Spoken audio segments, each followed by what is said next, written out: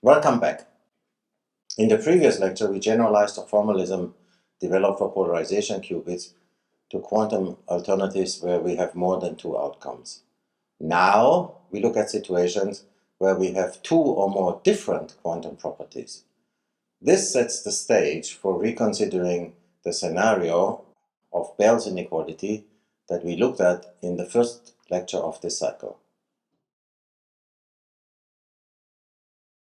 So we have seen if we have a certain physical property, say A, then for this property A,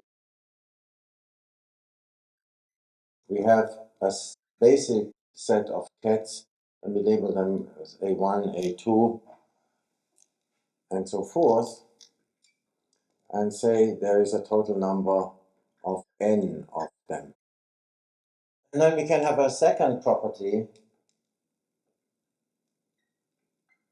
say B, and for that property we have a set of basic kets, B1, B2, and so forth, all the way to Bm, where the m and the n could be two different numbers. So we could have 5 of those kets and 7 of those, for example.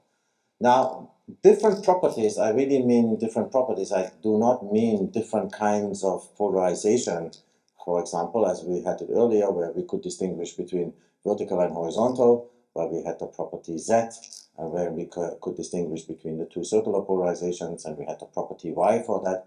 Those were variants of the same physical property. Now, no, I'm now talking about really different properties. So, sticking with the example of light, it could be the polarization of light, in which case n is 2, and say the color of light or the wavelength of light, where the m can be very large.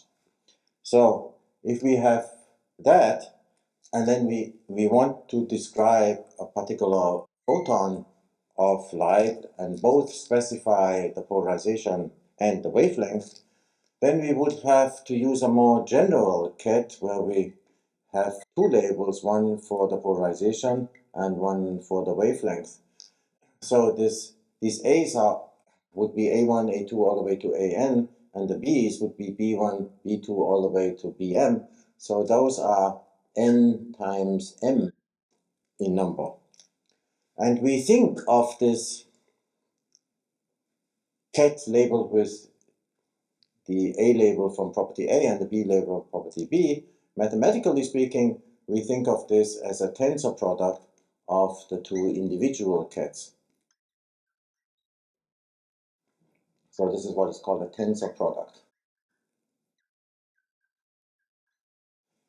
We can multiply each of the kets of the kind A with each of the kets of the kind B and get a tensor product of those two. So what is fair for multiplying the individual A kets with the individual B kets must also be fair for superpositions of the A kets and B kets. So let's look at such a product. I take a superposition of two A kets just to keep it simple.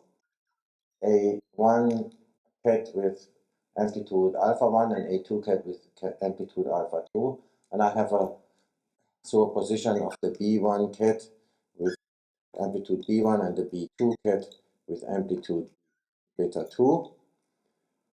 And I now look at the tensor product of these two. Now, as the word product already suggests or implies, is that we have the usual distributive law for the product. So we will get 4 terms by multiplying each term in this sum with each term in this sum. We begin with A1 and B1. That will give us the two-label ket A1, B1 with the coefficient that we get from multiplying the amplitudes alpha 1 and beta 1. Then we have A1 combined with B2, A1, B2, and the coefficient will be alpha 1 with beta 2, alpha 1, beta 2. We continue with A2, B1, coefficient alpha 2, beta 1, and finally we have A2, B2 with the coefficients alpha 2, beta 2. And now this is just a superposition of 4 kets with the double label, say with coefficient gamma 1, gamma 1, 1, and then this one with the coefficient gamma 1, 2, the A2 B1 ket with the coefficient gamma 2, 1, and the A2 B2 ket with the coefficient gamma 2, 2. Now, for this particular way of constructing the superposition of these four AB kits, the coefficients gamma 1, gamma 1, 1, gamma 1, 2, gamma 2, 1, gamma 2, 2, which are these products here, are such that if I multiply gamma 1, 1 with gamma 2, 2, these two coefficients, it's equal to multiplying these two coefficients. It's gamma 1, 2 times gamma 2, 1. But that's a particular property of these coefficients that we get from a tensor product of two superpositions, an A superposition and a B superposition. The general ket that we can get from superpositions of those tensor product kits that we construct from the A basis and the B basis, the general ket that we get from here may or may not have the coefficients such that this equation is true. Typically, it will not be true. Now, if this is not true, then we cannot factor this general ket into an A ket of this kind and a B ket. And if that's the case, we cannot factor, and then this ket is what we call entangled.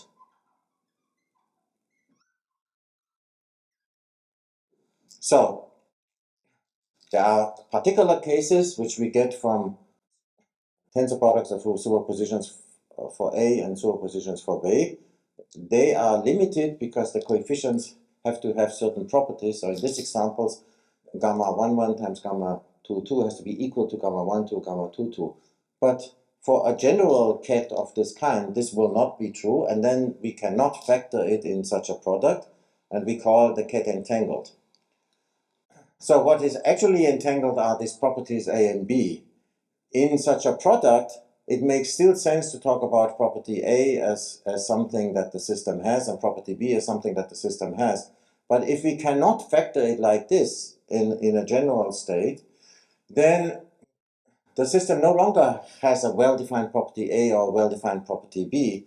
It's just that these two properties, A and B, they get mixed up with each other, they get entangled, and we can no longer talk about them as separate properties of the object. Now, what we did here for just two properties, we can continue with more properties, and so if you have a third property, say property C, with basis C1, C2, and so forth, all the way to say CL, where this L is a number that could be equal to N or M, but also could be different from both. And then we get general kets of the form AJ, BK, CL, which we construct as tensor products of A1 with B1, and then another AJ with BK, and then another tensor product with CL, and so forth. So we will get a total of N times M times L such tensor products. And also there, it may or may not be possible to factorize a general superposition into pieces that only refer to A, only refer to B, and only refer to C. But more typically, it will be the case that we cannot factor. And then there is entanglement between the properties A and B and C.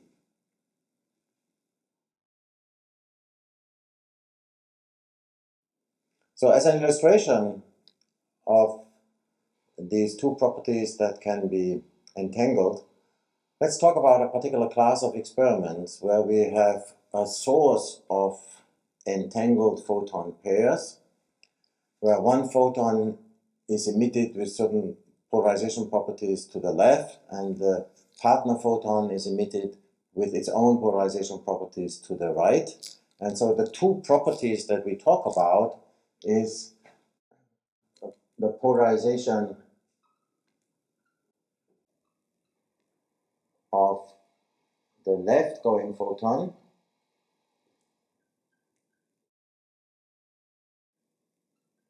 And property B is the polarization of the right-going photon.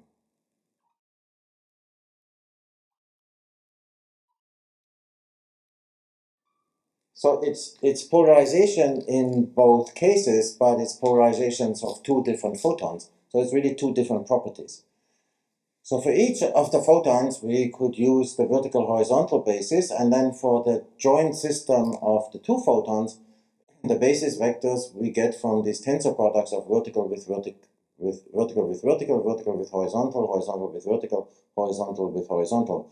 So in this case, for example, vertical horizontal, the photon going to the left is vertically polarized and the photon going to the right is horizontally polarized. And a general superposition of these two polarization states, the polarization states for the photon pair, would have probability amplitudes that, according to what we saw earlier, would be called gamma 11, gamma 12, gamma 21, and gamma 22. Okay? And this two photon state would be entangled if gamma 11, gamma 22 is not equal to gamma 12, gamma 21. So let's look at a very particular case that I will denote by S. That stands for singlet, but never mind, it's just a label right now. And that is what we get if we have vertical horizontal minus horizontal vertical divided by the square root of 2.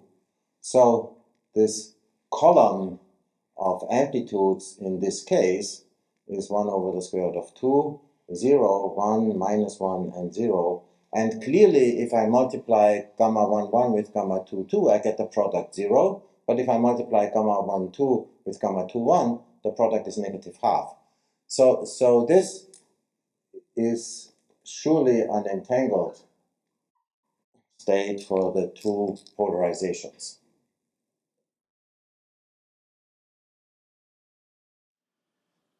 In summary, composite systems of two and more quantum properties are described by kets that we get as tensor products of the kets that refer to the individual properties. Typical superpositions of these tensor product kets describe entangled systems where the constituent properties have no meaning of their own. The stage is now set for reconsidering the scenario of Bell's inequality.